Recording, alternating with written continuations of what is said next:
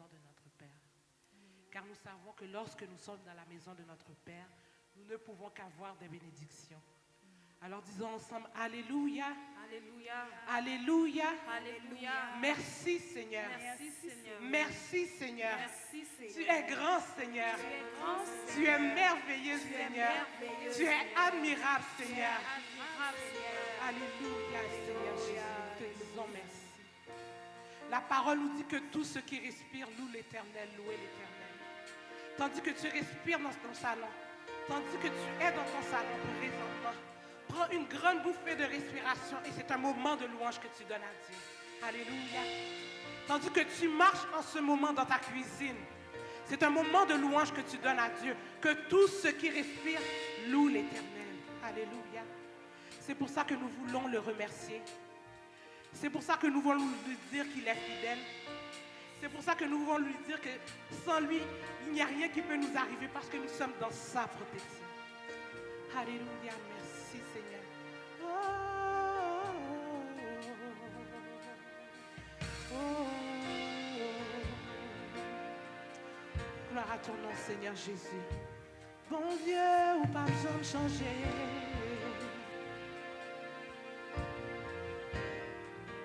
Alléluia. Gloire à ton nom, Seigneur.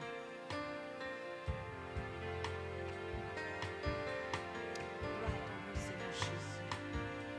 Nous voulons te dire merci en cet instant. Car en ce dimanche matin, c'est toi qui nous as permis d'être là, Seigneur. Merci, Seigneur Jésus.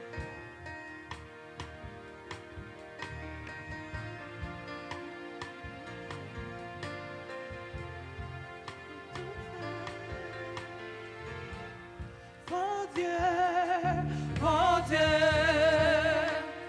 ou pas jamais changer, ou c'est bon Dieu fidèle, ou régner pour tout temps. Alpha, Oméga, commencement et la fin. Oui, ou c'est bon Dieu vrai.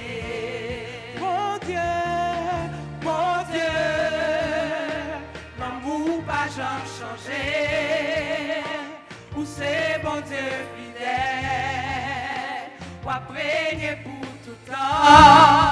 Alpha, Alpha, Oméga, Oméga, commencement et la fin, ou c'est bon Dieu vrai.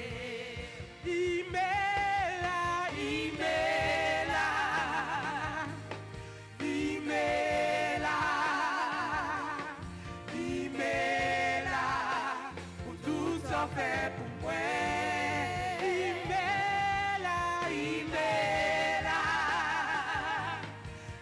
m'est là, Seigneur sous pata, qui côté taillé, bon Dieu,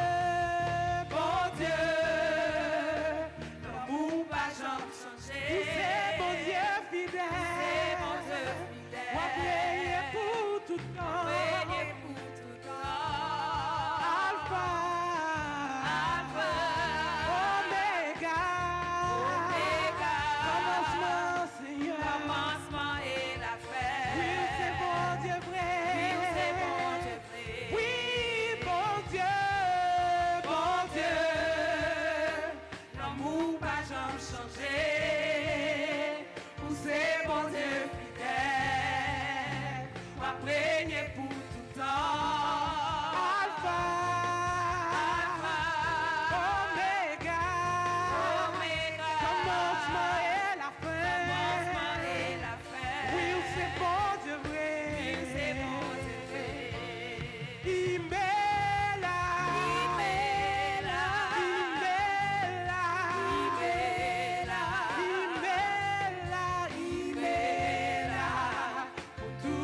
Fait pour moi, il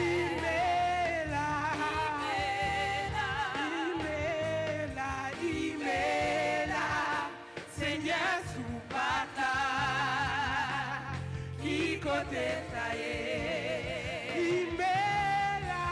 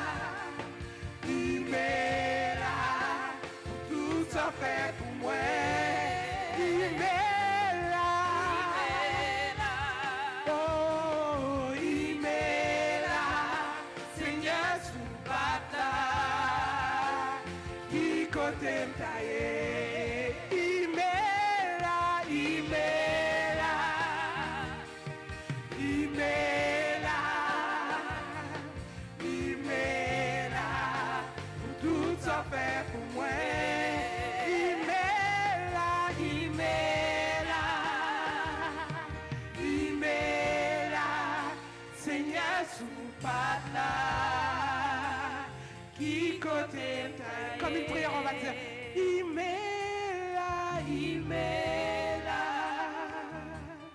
Imela. Seigneur, nous te disons merci. Imela, pour tout ce que tu as fait pour nous. Tout ça fait pour moi. Imela, Imela, Imela. Seigneur, sous patla. Qui côté m'taillé, Imela, Imela, Imela, Imela, pour tout tout ça fait pour moi. Il m'est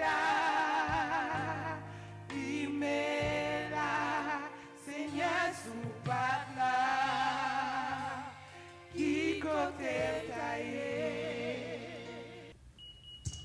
Gloire à Dieu, nous rendons grâce à Dieu qui nous permet d'avoir cette opportunité d'échanger avec vous sur la doctrine du Saint-Esprit, et nous estimons que cette étude peut vous aider à mieux comprendre le Saint-Esprit, à mieux vous approprier son action. Nous avons démarré en étudiant d'abord sa personne, et maintenant nous allons continuer pour voir les symboles et quelques aspects du ministère de cet esprit. Nous avons vu la semaine écoulée certains symboles, mais nous allons encore plus loin pendant que nous activons cette décompte du temps pour nous permettre d'apprécier un peu ce qui va se faire. Alors, comme nous font, nous allons prier le Seigneur, et je vous demande de bien vouloir vous prêter à cet exercice, étant donné que nous parlons de l'Esprit Saint. Mais cet exercice nous permet de comprendre que sans l'Esprit Saint, personne ne peut prier réellement, ne peut le chercher réellement. Donc l'un des ministères de l'Esprit consiste à nous permettre de le prier. Dieu d'amour, nous voici dans ta présence en ce moment. Nous savons que tout ce que nous sommes était programmé après le péché d'être ton ennemi. Mais ton Fils Jésus-Christ est mort pour nous. Et il nous a envoyé le consolateur. Il nous a envoyé celui qui nous régénère. Il nous a envoyé celui qui nous permet d'être ce que nous sommes. Et c'est pour cela que nous te demandons dans le cadre de cette étude de te montrer, de te révéler, Père Saint. Que cette étude aille transformer les gens qui sont incapables d'articuler leur vie avec ton esprit. Que cette étude permet au Dieu, à ta grâce, de se manifester en ceux qui ont des difficultés pour que leur vie corresponde à tes standards, à tes exigences, au Père. Seigneur Dieu, nous comptons sur toi, nous comptons sur le mouvement de ton Esprit Saint, le ministère que tu opères sur l'univers, oh Dieu, pour que nous puissions aller de l'avant et que nous marchions de gloire en gloire, de victoire en victoire et de progrès en progrès. Seigneur, nous te prions, non pas que nous soyons maudits, mais dans le précieux nom de Jésus. À lui la gloire, l'honneur et la louange au siècle des siècles. Amen. Gloire à Dieu. Nous avons vu la semaine dernière que plusieurs symboles étaient ceux de cet esprit. Par exemple, nous avons vu le souffle, la Bible qui dit dans Ézéchiel 37, verset 9, l'esprit vient des quatre vents des cieux, souffle. Le souffle est un symbole de l'esprit. Et nous avons vu que le symbole révélait l'action impétueuse, imprévisible de l'esprit, et que nous devons nous y habituer. Nous avons vu aussi la colombe comme symbole de l'esprit, étant donné que lors du baptême de Christ, la colombe est descendue, et la descente de cette colombe signifiait beaucoup de choses. La voix se fit entendre où il disait: tu es mon fils bien-aimé en qui j'ai mis toute mon affection. Mais avant que la voix parle, l'esprit a fait la descente sur le corps de Christ, mais sous la forme d'une colombe. Et donc ils disent que cette colombe rappelle là justement la colombe qui a été relâchée par Noé pour voir s'il y avait comment dirais-je, un espace où se reposer sur terre. Donc la colombe, c'est symbole de douceur, c'est symbole de grâce, d'innocence, de pureté. Et nous avons vu aussi l'esprit comme symbole de l'huile. Donc nous voyons dans Luc 4, 18 que dit: l'esprit du Seigneur l'Éternel est sur moi. Dans Acte 38, nous voyons Dieu a rendu l'esprit et de force, Jésus de Nazareth, et nous avons reçu de la part de celui qui est saint l'onction. Donc quand on parle de l'onction de lui, nous avons vu que c'est le Saint-Esprit.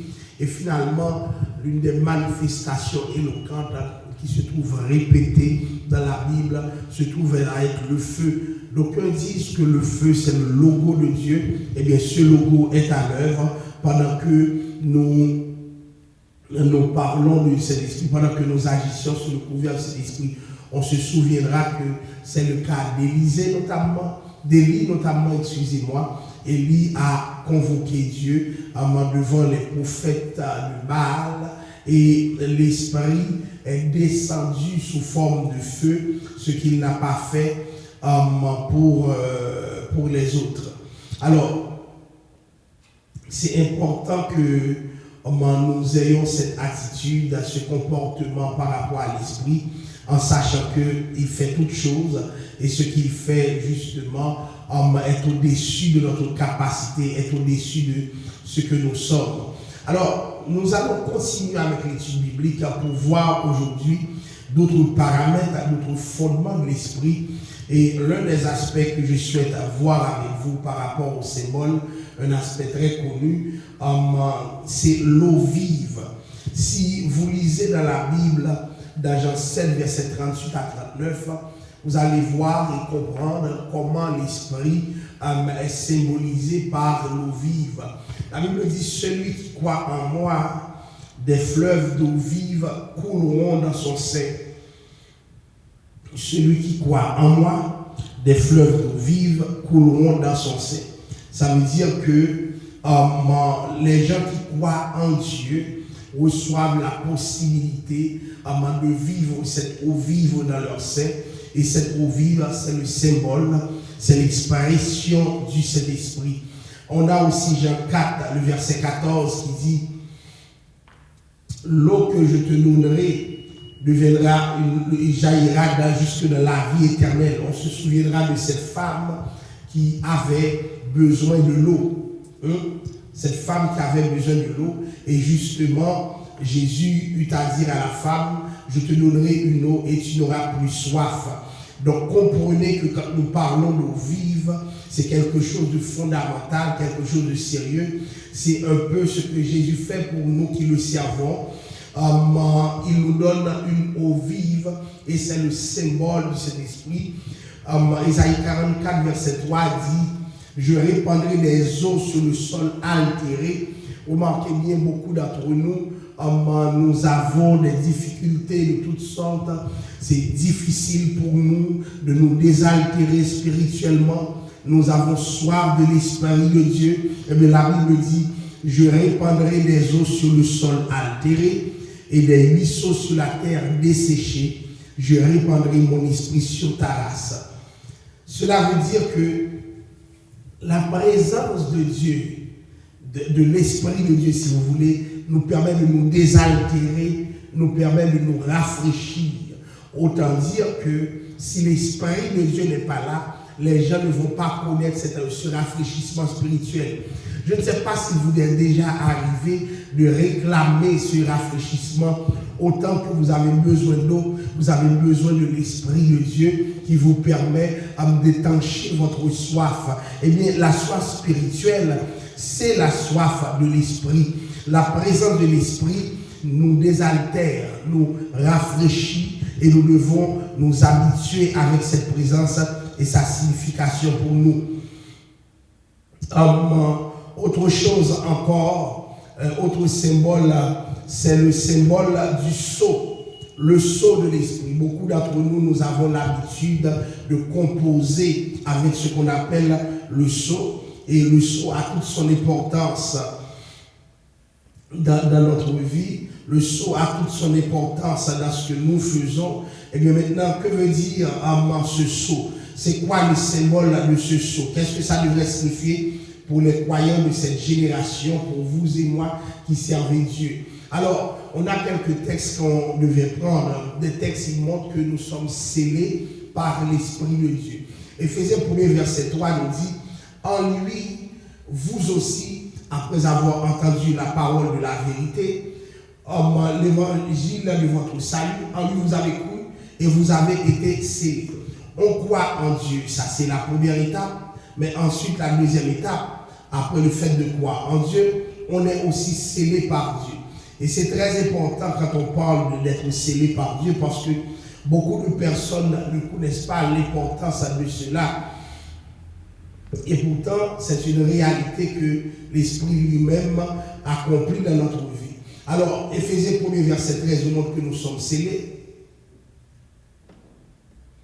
Ensuite, on a un autre texte, Éphésiens 4:30, qui dit « N'attristez pas le Saint-Esprit, par lequel vous avez été scellés pour le jour de la rédemption. » Regardez bien, nous ne sommes pas tout simplement scellés, mais nous sommes scellés aussi dans un objectif, et cet objectif se concrétise pour le jour de la rédemption.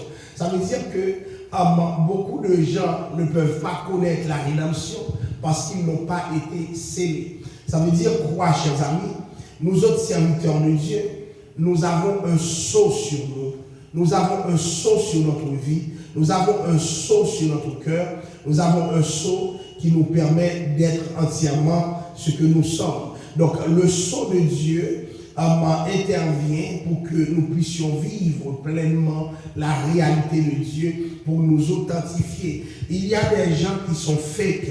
Il y a des gens qui ne sont pas vrais. Il y a des gens qui n'ont pas l'Esprit de Dieu avec eux, et cette absence de l'Esprit de Dieu qui fait en sorte que ces gens sont fake nous met dans une situation où il faut parler justement de la possibilité du salut. Est-ce que le salut est possible quand les gens sont fake? Est-ce que le salut est une réalité qui va toucher la vie, le cœur des gens lorsque les gens ne sont pas réels? Alors, c'est important de voir que la Bible nous parle du salut dans cette considération. Et donc, nous avons été scellés pour le jour du salut, c'est-à-dire pour le jour de la rédemption. Ceux qui ne sont pas scellés ne pourront pas se rendre au ciel. C'est très important, bien aimé. Et la question d'être scellé nous pose dans une situation où il faut évaluer tout ce que les gens peuvent dire par rapport à, premièrement, est-ce que je peux recevoir le sceau de la main pendant que j'ai le sceau de Dieu? Est-ce que le sceau du Seigneur lui-même est effaçable? Ou du moins, est-ce que le sceau que Dieu nous donne, c'est un sceau pour l'éternité? Le texte nous parle de sceau pour le jour de la rédemption. C'est-à-dire, si tu n'es pas admis pour le jour de la rédemption, tu ne peux pas être scellé. Tu es scellé pour la rédemption selon les termes d'Éphésiens 4, le verset 30. Donc, dans 2 Corinthiens 1er, verset 21 et 22, le texte va plus loin pour dire « Celui qui nous a fermis avec vous en Christ et qui nous a oint, c'est Dieu lequel nous a aussi marqué le sceau. » Dieu nous a marqué le sceau.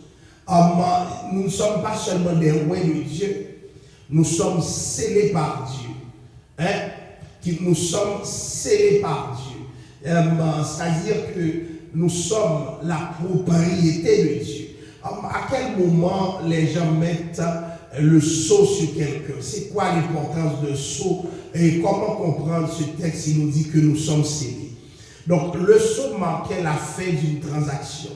Pour finir avec une transaction, qu'est-ce qu'on faisait? On mettait le sceau. Et immédiatement que c'est scellé, la transaction terminée.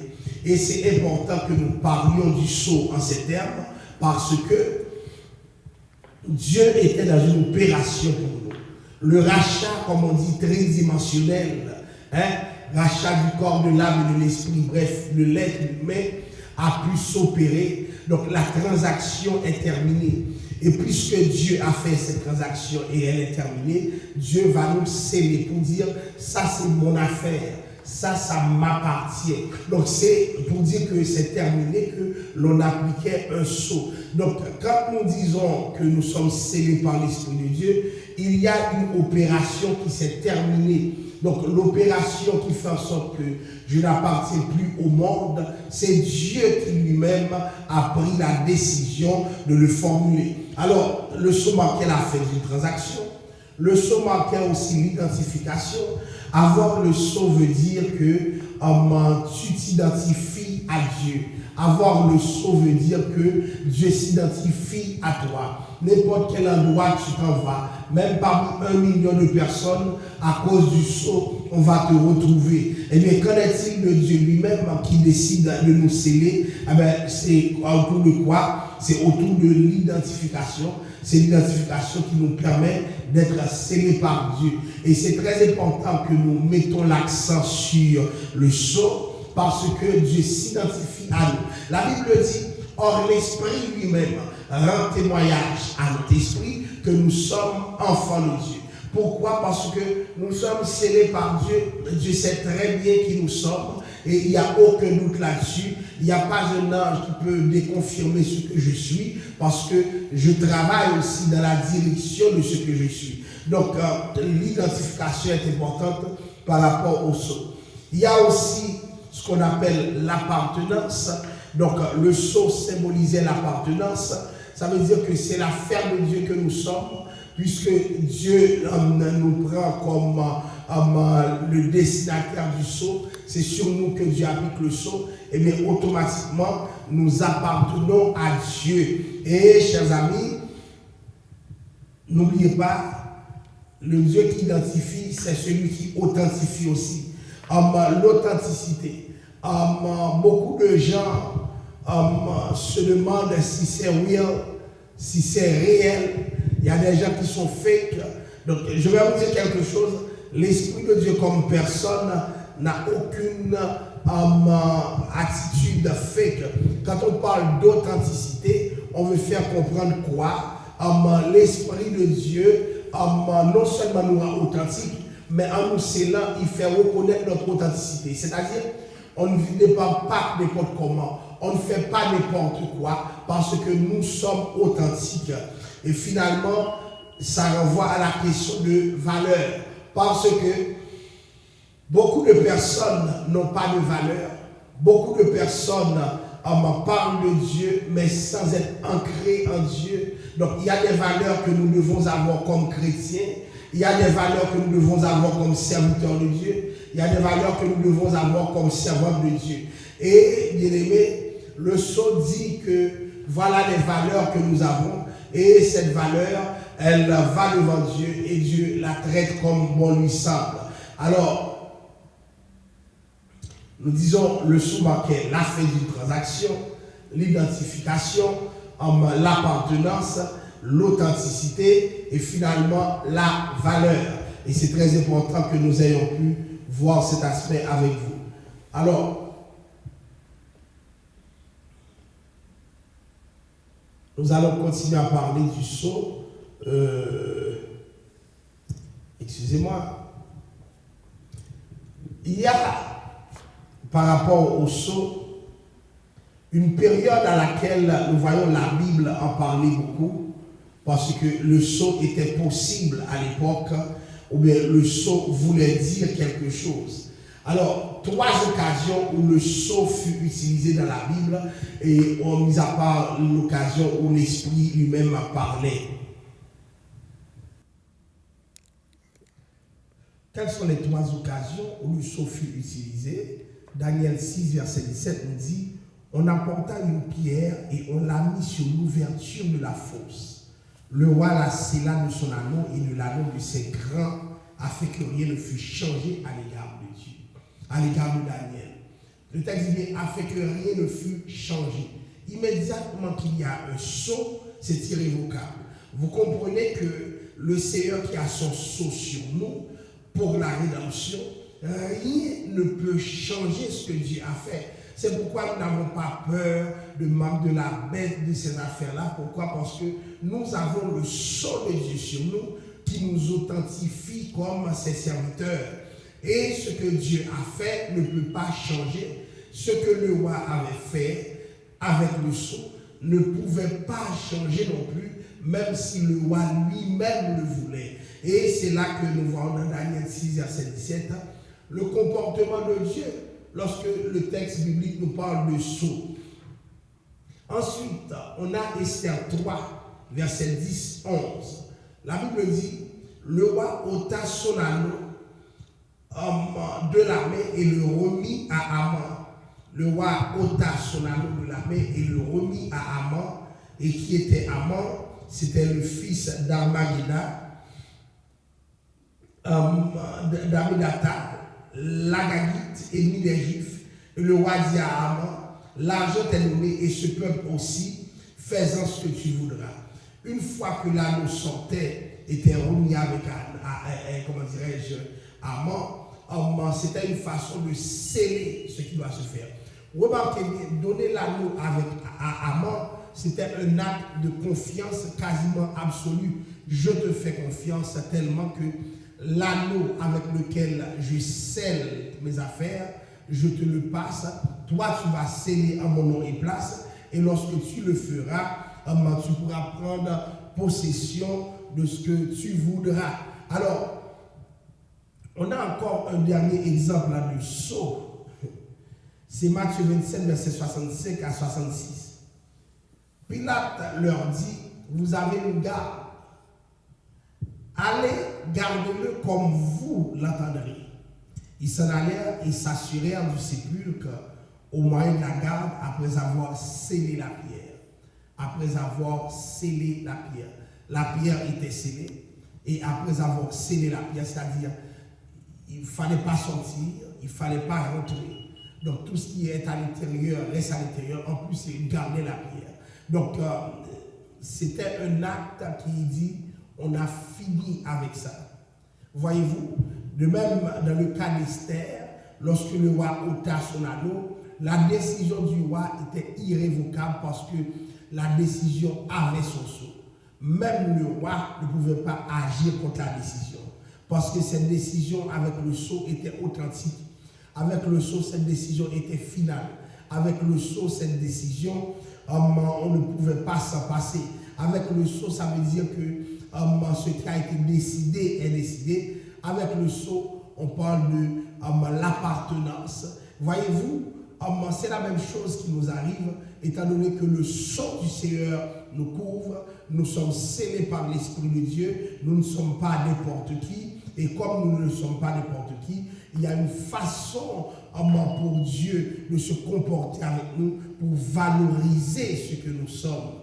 On va avoir encore un autre symbole de cet esprit, un symbole qui est plus dans la loi. Je sais que plusieurs personnes qui vont louer une maison demandent que la personne fait un versement pour le premier mois et ce versement sera encaissé mais jamais touché. Donc, c'est-à-dire il y a un acompte. On va voir que même dans ces pratiques, nous allons comprendre que l'Esprit de Dieu va jouer un rôle similaire. Éphésiens 1, verset 13-14 nous dit, lui aussi, après avoir entendu la parole de vérité, l'évangile de votre salut, en lui vous avez cru et vous avez été scellés du Saint-Esprit qui a été promis. Waouh, alléluia.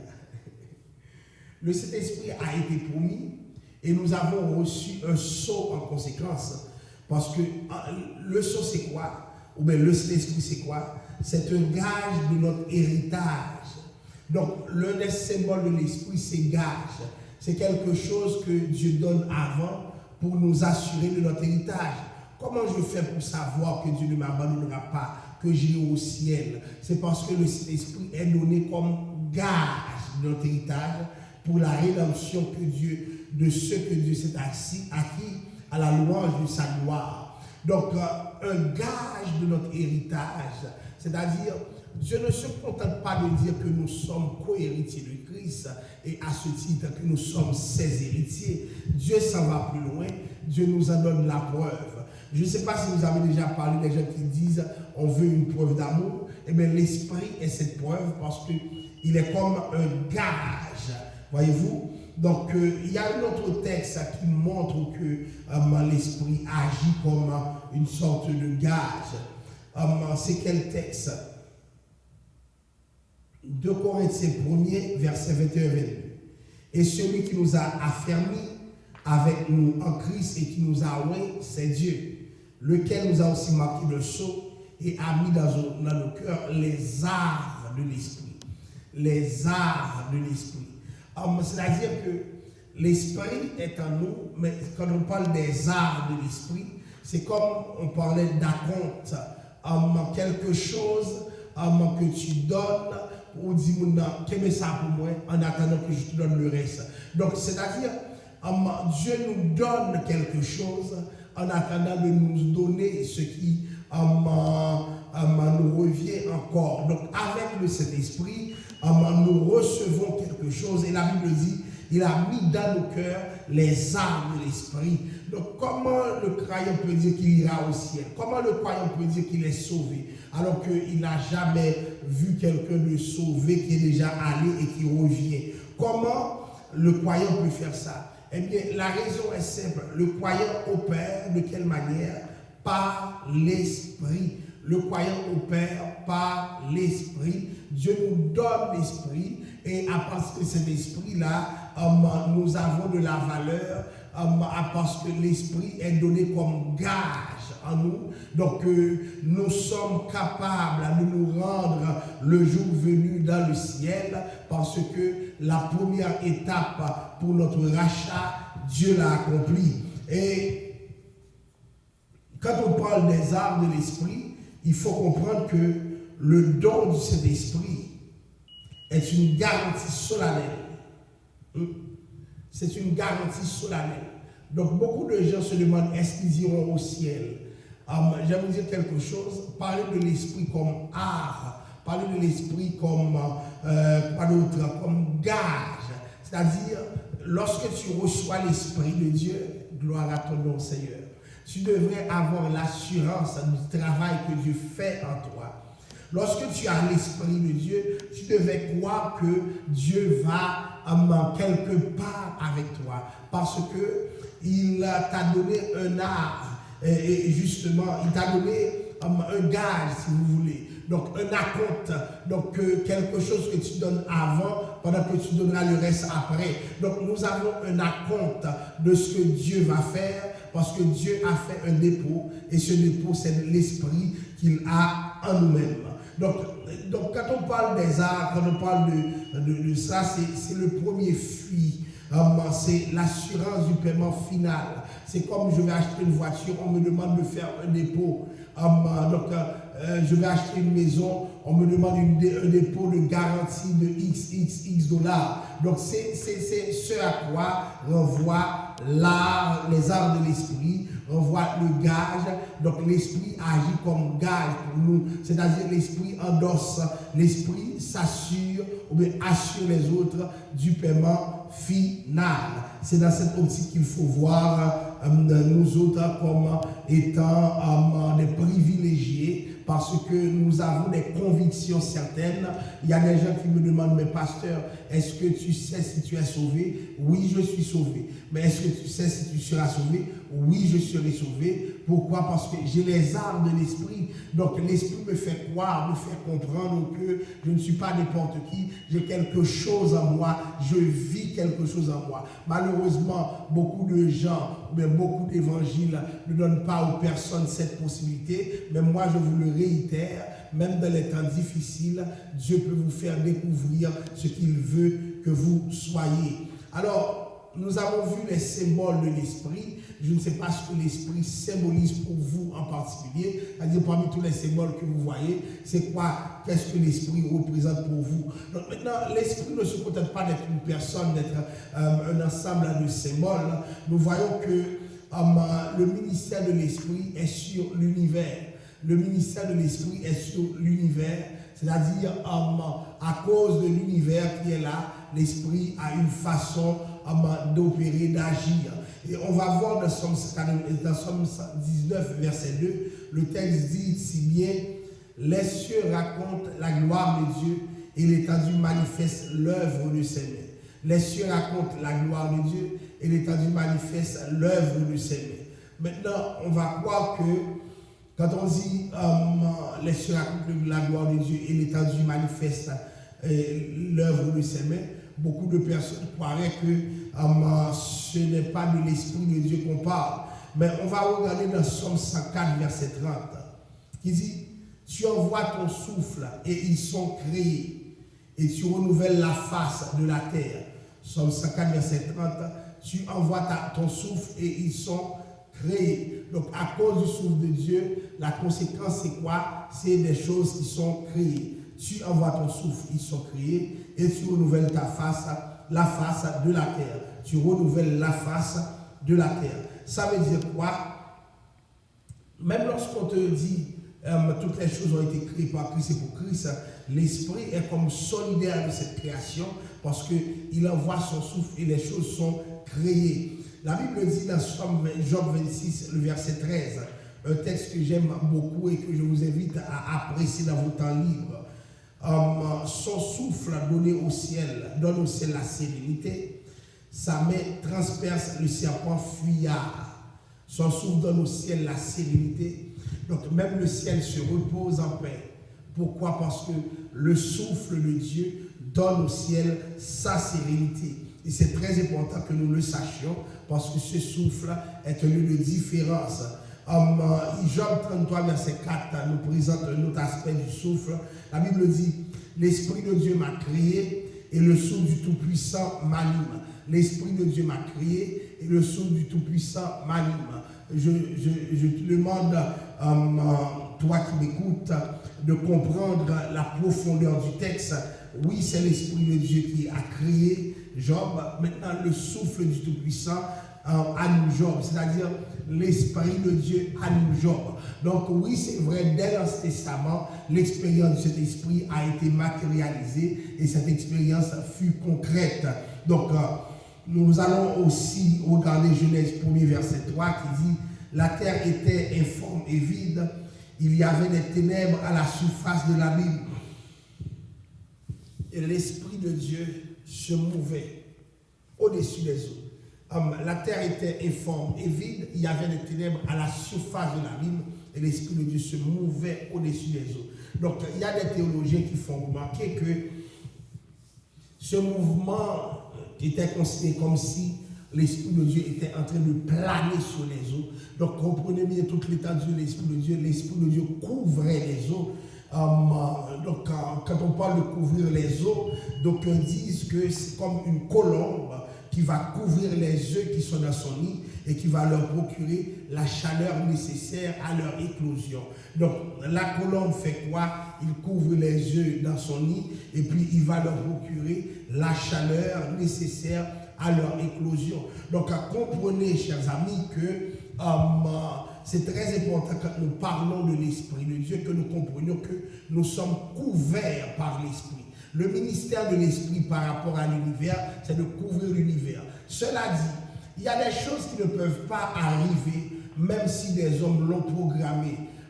Beaucoup savent d'expérience que, ou bien même par lecture, que les hommes peuvent, avec un seul bouton, exploser le monde. Nous voyons les États-Unis et l'Iran qui sont deux belligérants qui se disputent à la question du nucléaire. Donc, pourquoi? Parce que c'est dangereux. On arrive à la phase de la guerre totale. Donc, on ne veut pas que certains États se procurent de l'arme nucléaire parce que ces États pourraient faire du mal à d'autres, etc. Mais comprenez bien ce que je suis en train de vous dire. Même s'il y a des armes capables de détruire la planète entière, aucune arme ne pourra détruire la planète entière. Pourquoi? Parce que c'est Dieu qui décide. Quand je dis que c'est Dieu qui décide, c'est parce que Dieu seul, je dis bien, Dieu seul peut mouvoir au-dessus de sa création. Donc le mouvement de l'esprit empêche certaines choses. Et beaucoup disent dans Genèse, il y avait une sorte de tohu-bohu, il y avait une situation inquiétante, une sorte de chaos. Et la Bible dit l'esprit va s'installer. Et c'est ce que nous voyons aujourd'hui, l'esprit qui s'installe et son installation nous dépasse. Donc, on a aussi un ministère dans les Écritures, comment l'esprit se comporte par rapport aux Écritures. La première chose, lorsque vous voyez votre Bible, comprenez que l'auteur de la Bible, c'est le Saint-Esprit. C'est l'Esprit de Dieu qui est l'auteur de la Bible. Même si vous voyez des hommes écrire, l'Esprit de Dieu a mobilisé des processus pour que ce soit lui qui écrive à travers les hommes. Les hommes ne sont que médiums. Les hommes, ils se servent de leur intelligence renouvelée, mais ils peuvent faire des choses avec les hommes. Donc le Saint-Esprit est l'auteur. La Bible parle de la révélation. C'est très important que nous comprenions c'est quoi la révélation. Dieu communique aux auteurs de la Bible, il y a une quarantaine d'auteurs, le message qu'ils doivent transmettre. Donc, à quel moyen? Par la révélation. Donc, il y a un message qui doit être transmis et puis l'Esprit lui-même communique le message. J'ai déjà entendu dire, lorsque les gens font un songe, les gens disent « j'ai une révélation ». En réalité, ce n'est pas une révélation, c'est un songe. Un songe ne remplace pas une révélation. Un songe n'est pas une révélation. Donc la révélation, c'est le processus par lequel Dieu communique à des hommes le message à transmettre. Cela dit, aujourd'hui, nous n'avons pas de révélation. Dieu peut nous éclairer sur un texte parce que la Bible est là seule. C'est la Bible qui a le statut de livre révélationnel. Maintenant, Dieu peut nous communiquer des messages. Dieu peut nous faire comprendre certaines choses. Mais ce que Dieu fait ne rentre pas dans le processus de la révélation. Autre chose que nous voyons, c'est l'inspiration. C'est le processus grâce auquel l'Esprit a guidé la plume des auteurs pour que son message soit écrit en toute exactitude. Donc, pour que le message soit écrit exactement, pour que le message dégage les tensions complètes de Dieu, pour que le message soit sans erreur, les gens ont reçu une inspiration. Est-ce que pendant que je fais l'étude, je suis inspiré? Non, ce n'est pas ça l'inspiration. Est-ce qu'un chrétien aujourd'hui peut être inspiré? Non, ce n'est pas ça l'inspiration. L'inspiration, c'est le processus qui va amener à écrire l'écriture. Donc, ce n'est pas parce que tu te dis inspiré, tu fais les choses bien, que c'est l'inspiration biblique. L'inspiration biblique, c'est l'œuvre de l'esprit. Et beaucoup disent, ce n'est pas une inspiration, c'est une expiration. C'est-à-dire, lorsque l'esprit fait, il souffle sa parole dans les oreilles des auteurs et ils vont écrire ce qu'ils doivent écrire. Maintenant, la question se pose de savoir, est-ce que quand je fais quelque chose bien, c'est de l'inspiration? Même si tu es poussé par l'esprit, ce n'est pas de l'inspiration. Ce que tu fais est juste bien. Ce que tu fais est l'expression de ce que l'esprit veut pour toi, mais ce n'est pas de l'inspiration. L'inspiration, c'est autre chose. Maintenant, il y a un autre mot qu'on appelle illumination. La Bible, c'est la révélation de Dieu. La Bible est un livre inspiré. Mais lorsque je viens de lire la Bible, j'ai besoin d'un éclairage. J'ai besoin d'une illumination. Donc, lorsque un pasteur prêche bien, c'est parce que Dieu l'a illuminé. Dieu n'a pas révélé, puisque la révélation, c'est déjà là. C'est la parole. Dieu a illuminé ce pasteur pour que ce qu'il dise reflète ce que la révélation veut faire comprendre, reflète ce que les hommes inspirés ont pu écrire. Donc, on parle du processus de l'illumination. Donc, nous allons voir que beaucoup de témoignages appuient le ministère de l'esprit dans l'écriture.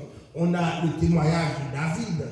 La Bible dit dans 2 Samuel 23, verset 2, « L'Esprit de l'Éternel parle par moi et sa parole est sur ma langue. L'Esprit de l'Éternel parle par moi et sa parole est sur ma langue. » 2 Samuel 23, verset 2. Donc, c'est important. Voyez-vous comment ces hommes étaient instrumentalisés par Dieu et laissaient Dieu faire pour que justement leur parole était la parole de Dieu. Et la fameuse formule de l'Ancien Testament, c'est « Ainsi parle l'Éternel ». On a aussi le témoignage d'Ésaïe. En quoi consiste ce témoignage? Ésaïe 59, 21. « Voici mon alliance avec eux, dit l'Éternel. mon esprit qui repose sur toi et mes paroles que j'ai mises dans ta bouche. L'Éternel met sa parole dans la bouche des hommes.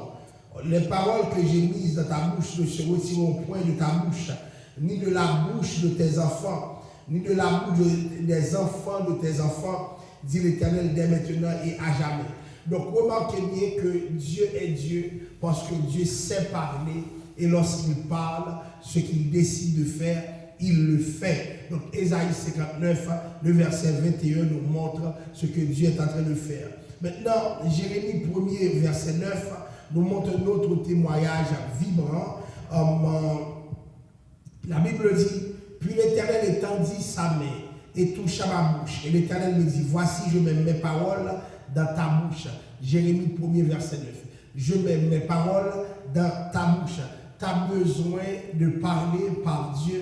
Il faut que ce soit les paroles de Dieu qui soient dans ta bouche. Donc, ça fait en sorte que si c'est les paroles de Dieu, celui qui parle de Dieu devient ou agit comme témoin de Dieu. C'est comme si toi-même tu peux rendre témoignage que c'est Dieu qui fait en sorte que tu parles de la manière dont tu parles parce que tu es son témoin. Donc, c'est le témoignage qui est rendu. Donc, on a aussi le témoignage de Christ, un témoignage très important. La Bible dit dans Matthieu 5, verset 18, « Car je vous le dis en vérité, tant que le ciel et la terre ne passeront point, il ne disparaîtra pas de la loi un seul iota ou un seul trait de la lettre, jusqu'à ce que tout soit arrivé. » Matthieu 5, verset 18. Donc, pas un seul iota qui s'ajoute jusqu'à ce que tout soit arrivé. Pourquoi? Parce que l'Esprit est celui qui opère et qui donne le témoignage. Maintenant, le texte dit dans Jean 10, verset 37, « Si elle a appelé Dieu, ceux à qui la parole de Dieu a été adressée, et si l'écriture ne peut être anéantie. » Donc, ceux à qui la parole de Dieu a été annoncée, c'est, comment dirais-je, sont appelés Dieu. Et la Bible dit, l'écriture ne peut être anéantie.